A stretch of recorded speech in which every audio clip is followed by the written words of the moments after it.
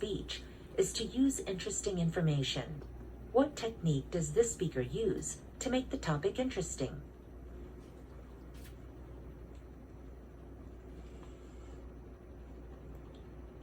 For the past 6,000 years, men and women throughout the world have been obsessed with a beautiful, shiny metal called gold. The search for gold has led to world exploration as well as warfare. For example, the Spanish conquistadors destroyed the civilizations of the Aztecs and the Incas in order to steal their gold. Today, gold continues to be the most exciting of all the precious metals that come from the earth. And many people are trying to accumulate gold as an investment. When the market value of gold recently hit $1,700 per ounce, there was a huge rush of investors looking to buy gold coins and gold bars. News media such as CBS and NPR called it gold fever. Why do we humans prize gold so highly? To answer this question, I did some research and I discovered that there are 3 reasons why gold is treasured. First, it is scarce. Second, it has tremendous symbolic and cultural appeal. And third, it is considered a safe investment during hard economic times. Let's examine the first reason. Gold is scarce and it always has been. There's just not that much gold in the world. National Geographic magazine says that in all of history, only 161,000 tons of gold have been extracted from the earth. That's barely enough to fill up 2 Olympic-sized swimming pools. Some experts say that a more accurate estimate would be 3 pools.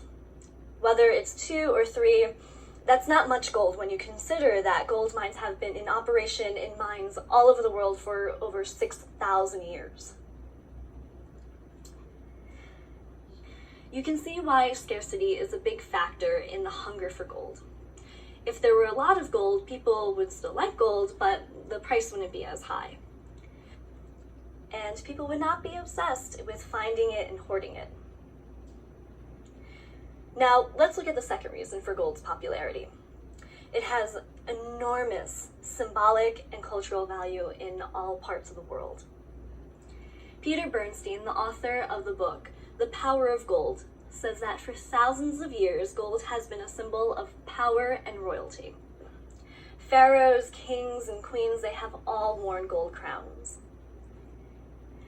This photo shows a princess from the West African nation of Ghana who is adorned with lots of gold. Gold is a symbol of excellence and perfection.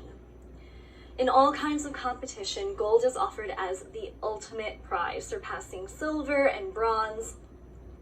For example, all Olympic athletes in all events want to win the highest honor of all, which of course is a gold medal. Now, let's examine the third reason why gold is so valuable. It is widely thought of as a safe haven for a person's wealth during tough economic times. This belief is strongest held in India, which is the world's largest consumer of gold. India accounts for 25% of global demand, according to Christopher Cordy, who is an expert with the World Gold Council. Almost all of gold in India is used for events related to weddings. A bride receives presents of gold at different stages, beginning with her engagement and ending with her wedding night. There is a reason why the bride receives a great deal of gold. If her family has a financial crisis someday, she can sell the gold to enable her loved ones to survive. It's kind of like an insurance policy. Gold is very stable. It won't burn up or wear out. In her book, The Story Behind Gold, Dr. Elizabeth Romm says that gold is a chemical element, meaning that it cannot be broken down into anything else. It cannot tarnish or rust. It'll always be bright and shiny. You can bury gold underground or underwater and it remains unchanged. I looked in financial magazines like Forbes, and I found about 20 recent articles on gold as an investment. The vast majority of investment experts say it would be okay to have a small amount of your wealth tied up in gold, say 10%, but they recommend against putting all of your money into gold for two reasons. First, the price of gold goes up and down. If you ever need cash in a hurry, you don't want to be caught at a moment when the market is low. Secondly, if you put your money into a diversified portfolio of stocks and mutual funds, you're almost certain to make a lot more money over a 10-year period than you would make by having all of your money invested in gold. Let's sum up what we've covered.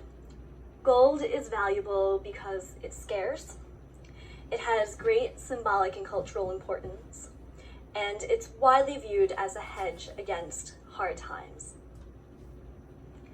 I would like to conclude with a paraphrasing of an observation made by Peter Bernstein in The Power of Gold.